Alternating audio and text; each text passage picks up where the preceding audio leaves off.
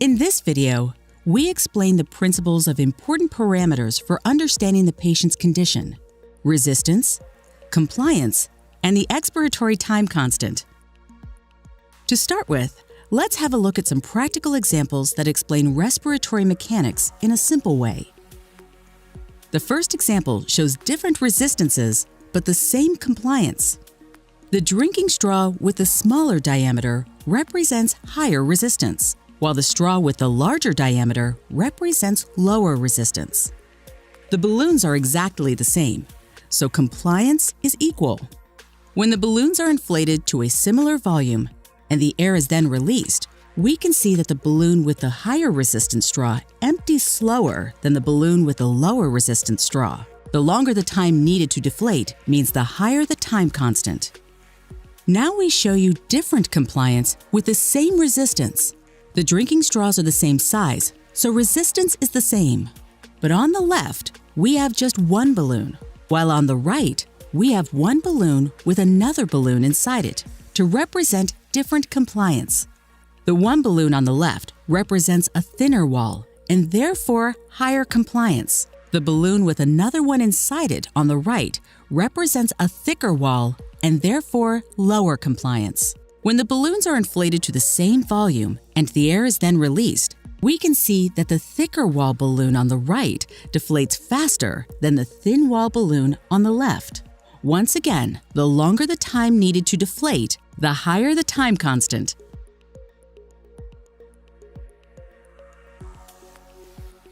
The respiratory system time constant, which is abbreviated to RC, is the product of resistance and compliance. As reliable data for resistance and compliance are only available in passively breathing patients, all Hamilton medical ventilators use an alternative method. This is based on the analysis of expiration and provides a breath-by-breath measurement of the expiratory time constant, which we abbreviate to RC-exp. RC-exp has another advantage over RC. It also takes into account the resistance on the expiratory path of the ventilator. RC-exp is a measurement on all Hamilton medical ventilators, which was made on the expiratory portion of the flow volume loop. It is a reliable measurement in both passive and spontaneously breathing patients.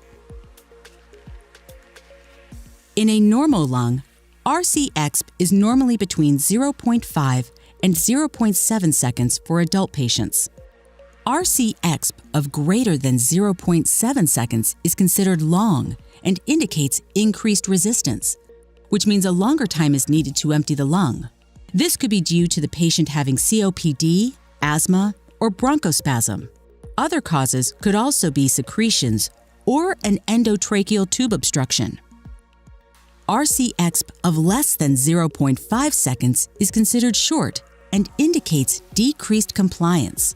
This could be due to certain conditions of the lung and/or the chest wall, including ARDS, lung fibrosis, atelectasis, kyphoscoliosis, increased abdominal pressure, pneumothorax, or large pleural effusions. In mixed lung conditions, the expiratory time constant is usually in the normal range, so it's important to check the compliance and resistance values, because a mixed lung condition that combines decreased compliance with increased resistance could result in a pseudo-normal time constant.